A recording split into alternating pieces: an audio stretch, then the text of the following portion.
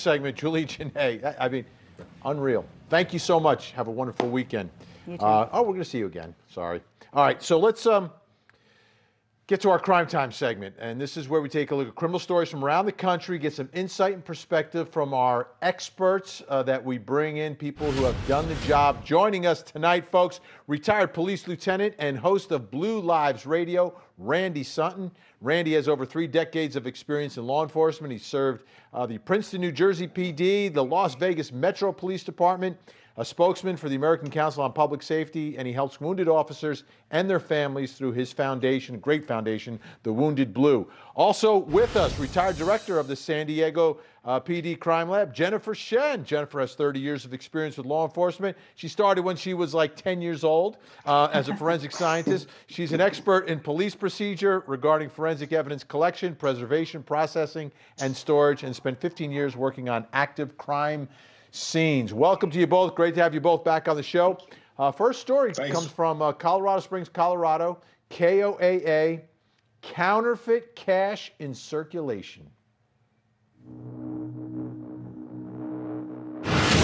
Navigating the challenges of the coronavirus pandemic, family-run Rizzuto's Ice Cream Shop continues the same mission it's had for the last 15 years. But recently, the ice cream shop did have to change its business practices after making the mistake of accepting counterfeit cash. Oh, it's horrible. We took, last year, we had, I think it was over $200 in counterfeits within 2 or 3 weeks. Trying to look out for other businesses during this tough time, Rizzuto's hopes others will learn from their experience, because failing to identify counterfeit cash could put people out of business. The federal government and the banks don't refund us for counterfeit dollars. So if we get a counterfeit 50 and the person bought a $1 cone, we're out that $50. It's out of control. The economy's hurting, which means the community's hurting. Detective Dan Mariano leads the Colorado Springs Police Department's fight against counterfeit cash. Mostly $100 bills, but it goes from hundreds all the way down to the $1 bills, and they're reproducing it and then putting it out into the economy. Financial crime investigators are asking businesses to step up their training and procedures to stop the spread of counterfeit cash. Detective Mariano says the fake cash is so prevalent, the businesses who don't take this threat seriously will feel the impact. I've seen video where these business employees, especially with the $100 bills, $50 bills, they won't even look at it. They'll just take it, throw it in their cash drawer, give the change, and away the person leaves. Training our employees on how to identify a counterfeit bill, and then letting them know that we have their backs if a customer gets angry. I think that young kids a lot of times are really worried about getting in trouble if a customer complains about them. And so letting our employees know, like when it comes especially to these counterfeit bills, you cannot give the counterfeit bill back, and you need to call a manager or call the owner and let them know what's going on. All right, I was looking at the money in that piece. I couldn't tell the difference. How good are these counterfeit crooks? Let me start with you, Jennifer Shen. How good are they getting? And is the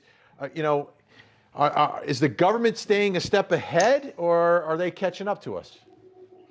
Well, honestly, counterfeiters are getting better and better as technology advances. However, this is a problem always. We have counterfeit cash coming into the retail businesses, without the virus. It's just so much more impactful right now because everyone is trying to earn as much money as they can. And so it's really impactful if someone switches out a large amount of cash for counterfeit. But there are all sorts of ways that you can identify counterfeit money, and that needs to be all the employees need to sort of be trained on that again, because again, it's so meaningful now when it happens, much more meaningful than when there's a regular flow of business. Randy, something that came up at the end of that piece really struck me. The fact that I never thought of it this way. The person who is serving the ice cream cone and takes the money is put in a really difficult position if they test this money and find that it's counterfeit. Now all of a sudden, you are face to face with a potential felon. I mean, that's a tough spot to be in. It could be like a 16-year-old kid. You know what I mean? How do you prepare for that, and how do you handle that that situation?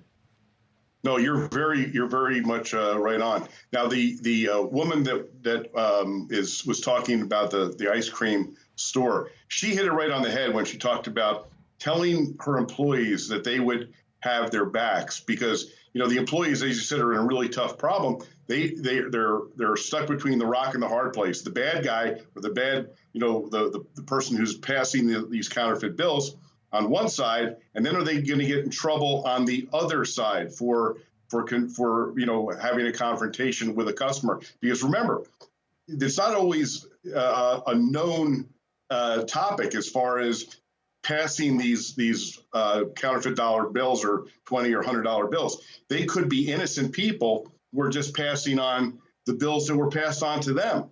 So then you're facing another issue.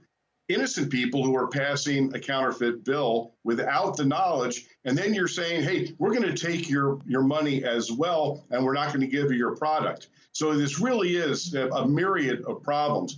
But when it comes down to identifying these bills, it's not that hard, because the texture of the money is generally much different between a counterfeit and a real bill, as well as there are safeguards put in place. And the most specific and the easiest to identify would be the watermark, that if you just hold it up to the light, you can see the face of the person that is listed, that is on the face of the bill. That's the easiest way to look. Next story comes to us from Tallahassee, Florida, WTXL. Armed robbers